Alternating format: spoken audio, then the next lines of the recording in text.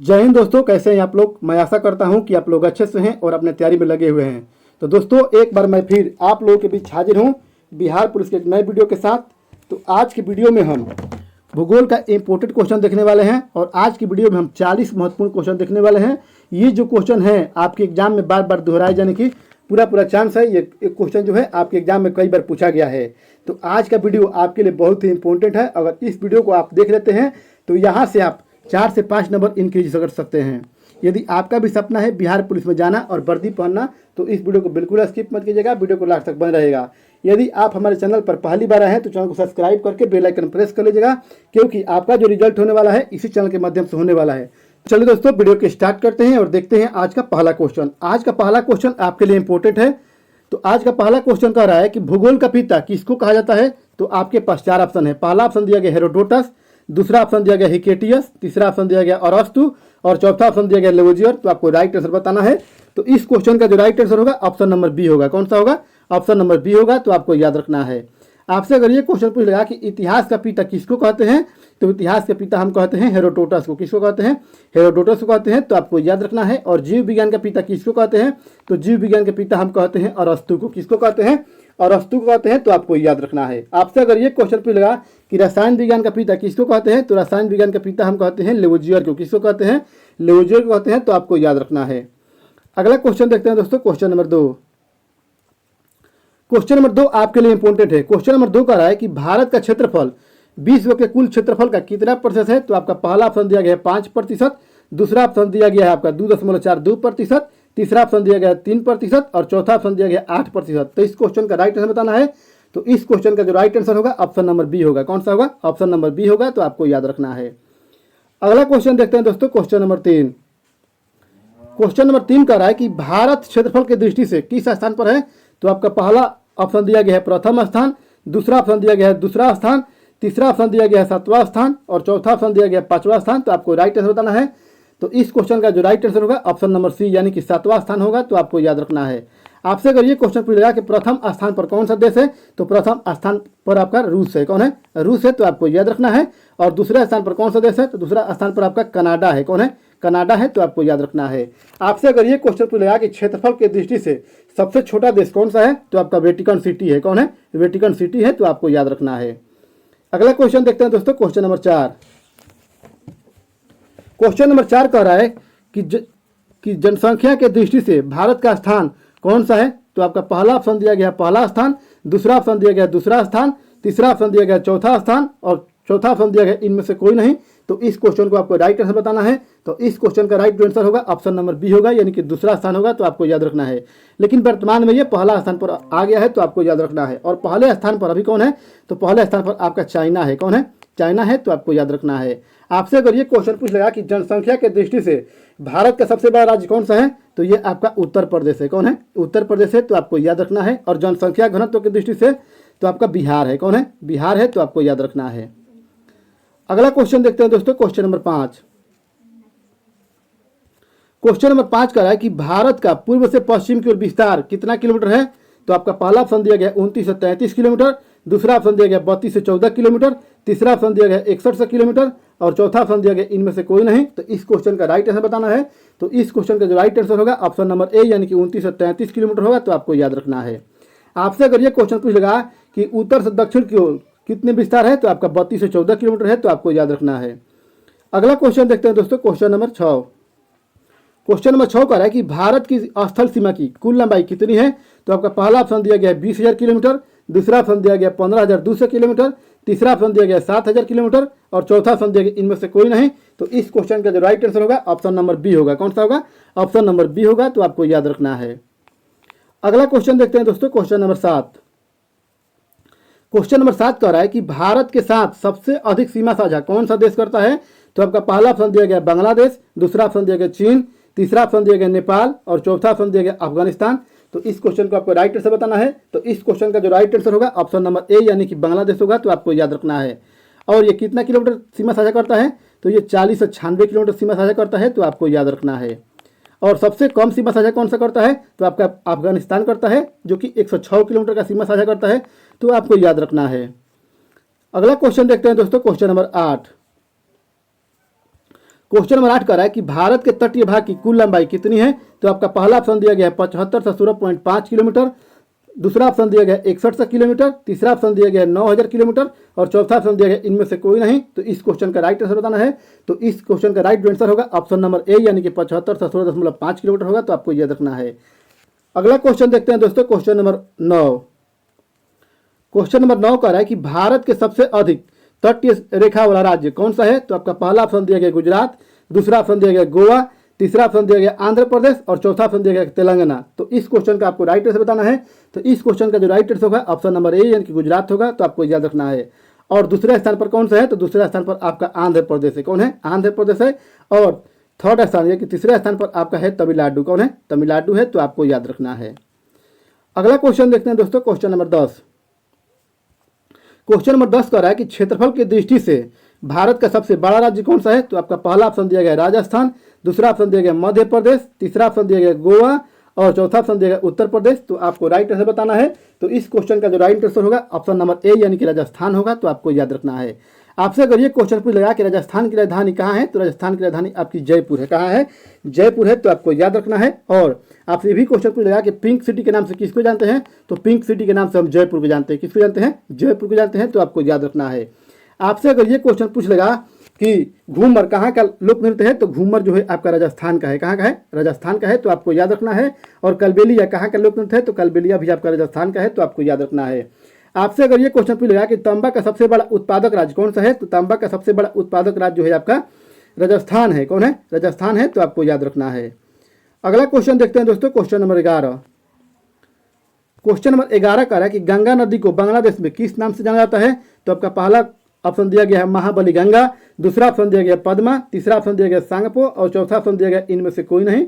तो आपको right answer बताना है। तो इस वीडियो का हर क्वेश्चन आपके लिए इंपॉर्टेंट है, क्योंकि इस वीडियो में हम चुनिंदा क्वेश्चन लेकर आपके बीच हाजिर हैं। तो इस क्वेश्चन का जो राइट आंसर होगा ऑप्शन नंबर बी होगा। तो आपको याद रखना है। आपसे अगर ये क्वेश्चन पूछ लेगा कि बांग्लादेश की राजधानी कहाँ है। तो बांग्लादेश की राजधानी आपकी ढाका है। कहाँ है, ढाका है। तो आपको याद रखना है। और बांग्लादेश की मुद्रा क्या है। तो बांग्लादेश की मुद्रा आपका टाका है। क्या है, टाका है। तो आपको याद रखना है। आपसे अगर ये क्वेश्चन पूछ लगा कि भारत की सबसे लंबी नदी कौन सी है। तो भारत की सबसे लंबी नदी आपकी गंगा है। कौन सी है, गंगा है। तो आपको याद रखना है। और गंगा की कुल लंबाई कितनी है। तो गंगा की कुल लंबाई आपका 2525 किलोमीटर है। कितना है, 2525 किलोमीटर है। तो आपको याद रखना है। अगला क्वेश्चन देखते हैं दोस्तों, क्वेश्चन नंबर 12। क्वेश्चन नंबर 12 कह रहा है कि तपोवन जल विद्युत परियोजना किस राज्य में स्थित है। तो आपका पहला ऑप्शन दिया गया उत्तर प्रदेश, दूसरा ऑप्शन दिया गया उत्तराखंड, तीसरा ऑप्शन दिया गया मध्य प्रदेश और चौथा ऑप्शन दिया गया तमिलनाडु। तो आपको राइट आंसर बताना है। तो इस क्वेश्चन का जो राइट आंसर होगा ऑप्शन नंबर बी, यानी कि उत्तराखंड होगा। तो आपको याद रखना है। आपसे अगर ये क्वेश्चन पूछ लगा कि उत्तराखंड की राजधानी कहाँ है। तो उत्तराखंड की राजधानी आपकी देहरादून है। कहाँ है, देहरादून है। तो आपको याद रखना है। आपसे अगर ये क्वेश्चन पूछ लगा कि हिम तेंदुआ संरक्षण केंद्र कहाँ है। तो हिम तेंदुआ संरक्षण केंद्र भी आपका उत्तराखंड में है। कहाँ है, उत्तराखंड में है। तो आपको याद रखना है। आपसे अगर ये क्वेश्चन पूछ लगा कि उत्तराखंड किस राज्य से अलग होकर बना था। तो ये बना था उत्तर प्रदेश से अलग होकर। तो आपको याद रखना है। आपसे अगर ये क्वेश्चन पूछ लगा कि उत्तराखंड राज्य का गठन कब हुआ था। तो ये आपका 2000 ईस्वी में हुआ था। कब हुआ था, 2000 ईस्वी में हुआ था। तो आपको याद रखना है। अगला क्वेश्चन देखते हैं दोस्तों, क्वेश्चन नंबर 13। क्वेश्चन नंबर 13 कह रहा है कि ओंकारेश्वर बांध किस नदी पर बनाया गया है। तो आपका पहला ऑप्शन दिया गया नर्मदा नदी, दूसरा ऑप्शन दिया गया कोसी नदी, तीसरा ऑप्शन दिया गया दामोदर नदी और चौथा ऑप्शन दिया गया चंबल नदी। तो आपको राइट आंसर बताना है। तो इस क्वेश्चन का जो राइट आंसर होगा ऑप्शन नंबर ए, यानी कि नर्मदा नदी होगा। तो आपको याद रखना है। आपसे अगर ये क्वेश्चन पूछ लगा कि गुजरात की जीवन रेखा किस नदी को कहा जाता है। तो ये आपकी नर्मदा नदी को कहा जाता है। तो आपको याद रखना है। आपसे अगर ये क्वेश्चन पूछ लगा कि सबसे अधिक मार्ग बदलने वाली नदी कौन सी है। तो आपकी कोसी नदी है। कौन है, कोसी नदी है। तो आपको याद रखना है। और आपसे ये भी क्वेश्चन पूछ लगा कि बिहार का शोक किस नदी को कहते हैं। तो बिहार का शोक हम कहते हैं कोसी नदी को। किसको कहते हैं, कोसी नदी को कहते हैं। तो आपको याद रखना है। और बंगाल का शोक किसको कहते हैं। तो बंगाल का शोक हम दामोदर नदी को कहते हैं। किसको कहते हैं, दामोदर नदी को कहते हैं। तो आपको याद रखना है। आपसे अगर ये क्वेश्चन पूछ लेगा कि चंबल नदी कहाँ बहती है। तो चंबल नदी जो है आपके मध्य प्रदेश में बहती है। कहाँ बहती है, मध्य प्रदेश में बहती है। तो आपको याद रखना है। और गांधी सागर जलाशय किस नदी पर है। तो ये आपकी चंबल नदी पर है। तो आपको याद रखना है। तो इस वीडियो का हर फैक्ट आपको याद रखना है, क्योंकि यही फैक्ट आपके एग्जाम में देखने को मिलेगा। ये मैं गारंटी के साथ कह सकता हूं। अगला क्वेश्चन देखते हैं दोस्तों, क्वेश्चन नंबर 14। क्वेश्चन नंबर 14 कह रहा है कि राजीव गांधी राष्ट्रीय उद्यान संस्थान कहाँ स्थित है। तो आपका पहला ऑप्शन दिया गया कर्नाटक, दूसरा ऑप्शन दिया गया महाराष्ट्र, तीसरा ऑप्शन दिया गया केरल और चौथा ऑप्शन दिया गया उड़ीसा। तो आपको राइट आंसर बताना है। तो इस क्वेश्चन का जो राइट आंसर होगा ऑप्शन नंबर ए होगा। कौन सा होगा, ऑप्शन नंबर ए, यानी कि कर्नाटक होगा। तो आपको याद रखना है।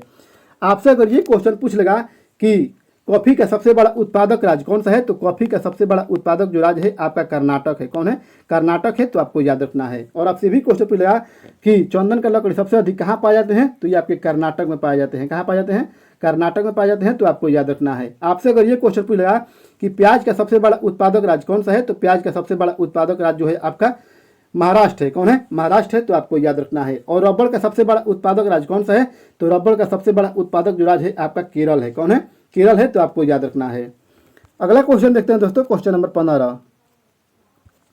क्वेश्चन नंबर 15 का है कि भारत की भाषाओं में हिंदी के बाद सबसे अधिक कौन सी भाषा बोली जाती है, तो आपका पहला ऑप्शन दिया गया तेलुगु, दूसरा ऑप्शन दिया गया तमिल, तीसरा ऑप्शन दिया गया बांग्ला और चौथा ऑप्शन दिया गया आपका मलयालम। तो इस क्वेश्चन का जो राइट आंसर होगा ऑप्शन नंबर सी होगा। कौन सा होगा? ऑप्शन नंबर सी होगा, तो आपको याद रखना है। यानी कि बांग्ला बोला जाता है, तो आपको याद रखना है। आपसे अगर ये क्वेश्चन पूछ लेगा कि सुंदरबन डेल्टा कहाँ है, तो सुंदरबन डेल्टा जो है आपके पश्चिम बंगाल में है। कहाँ है? पश्चिम बंगाल में है, तो आपको याद रखना है। अगला क्वेश्चन देखते हैं दोस्तों, क्वेश्चन नंबर 16।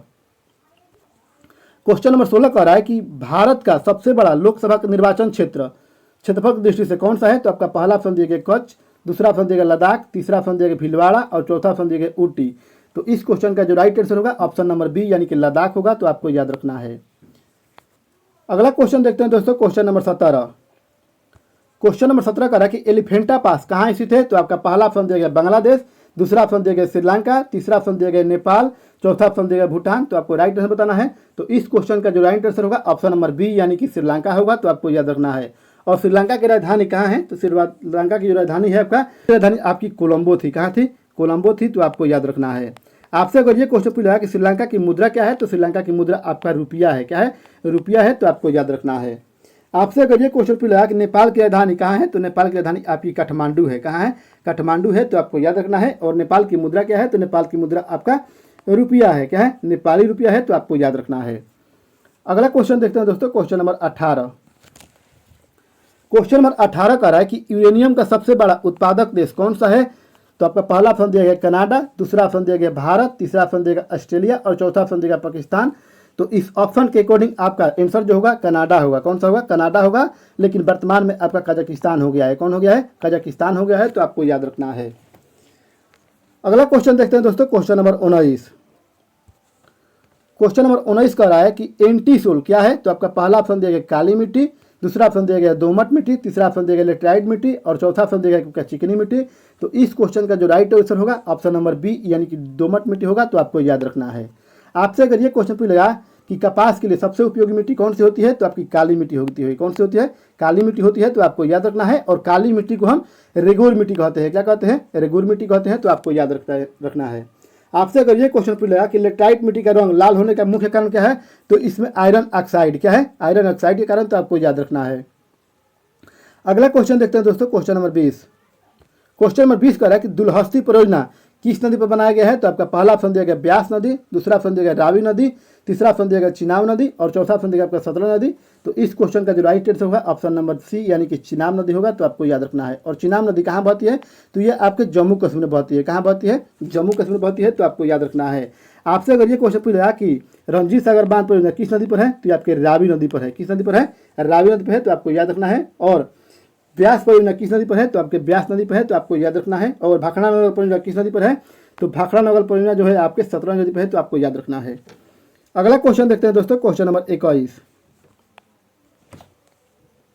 क्वेश्चन नंबर 21 कह रहा है कि अफ्रीकी की कौन सी नदी मकर रेखा को 2 बार काटती है, तो आपका पहला ऑप्शन दिया गया है लिम्पोपो, दूसरा ऑप्शन दिया गया जाम्बेजी, तीसरा ऑप्शन दिया गया है नील नदी और चौथा ऑप्शन दिया गया अमेजन नदी। तो आपको राइट आंसर बताना है। तो इस क्वेश्चन का जो राइट आंसर होगा ऑप्शन नंबर ए होगा यानी कि लिम्पोपो होगा, तो आपको याद रखना है।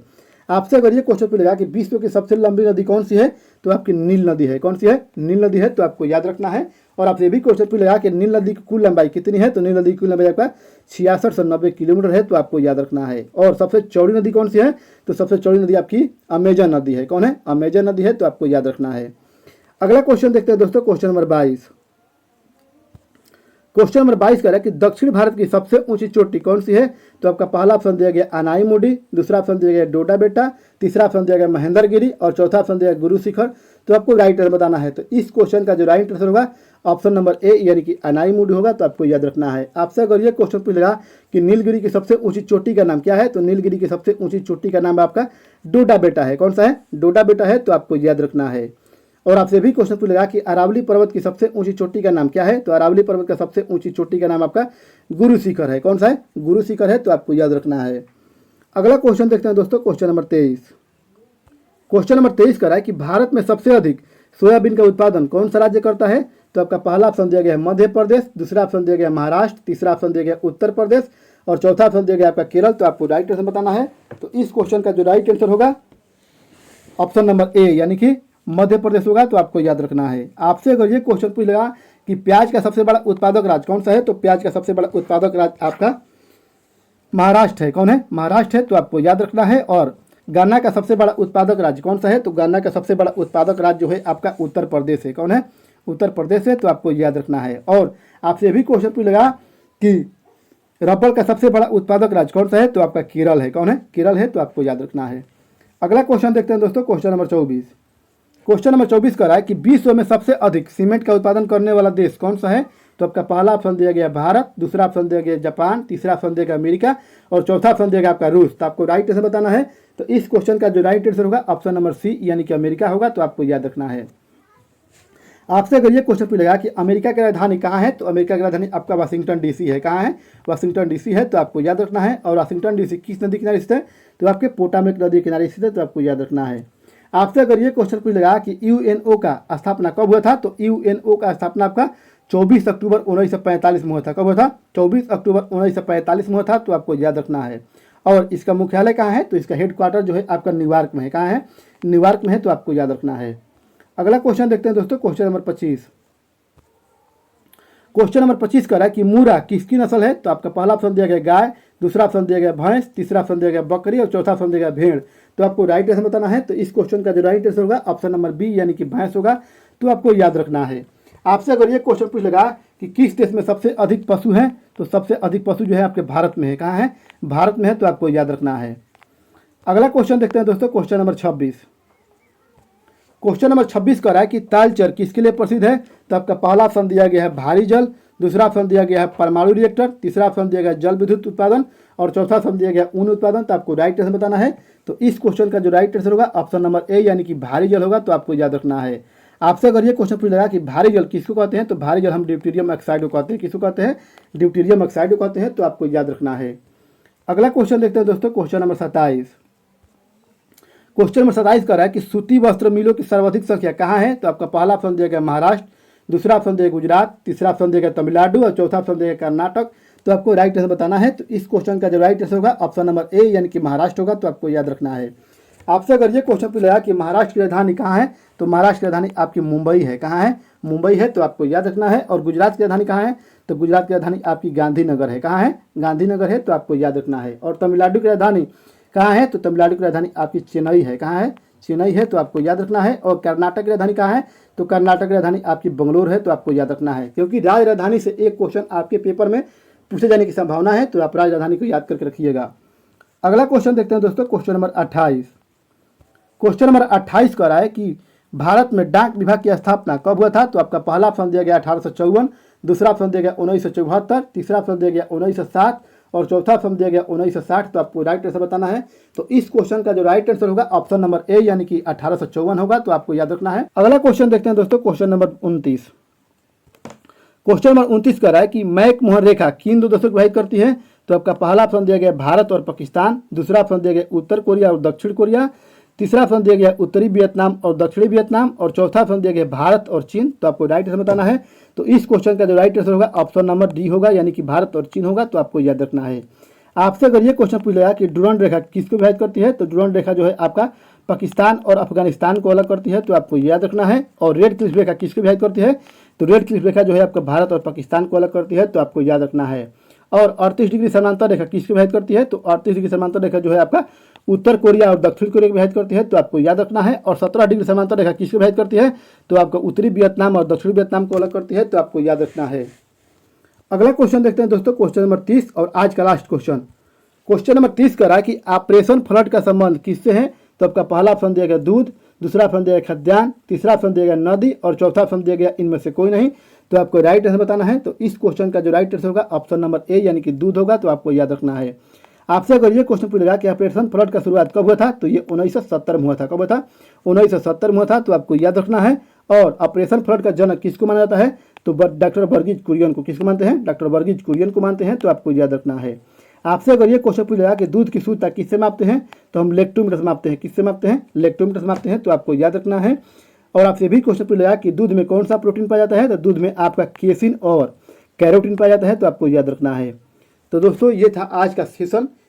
अगर आपको पसंद आए तो वीडियो को लाइक कीजिए तथा हमसे जुड़े रहने के लिए हमारे चैनल को सब्सक्राइब करके बेल आइकन प्रेस कर लीजिए और मेरे जो चैनल पर थोड़ा सा ग्रोथ कीजिए। हम आपके लिए सदैव ही तत्पर रहेंगे और जब तक आपका एग्जाम नहीं होता है हम इसी तरह आपके लिए टेस्ट लाते रहेंगे। तो दोस्तों वीडियो में बने रहने के लिए धन्यवाद।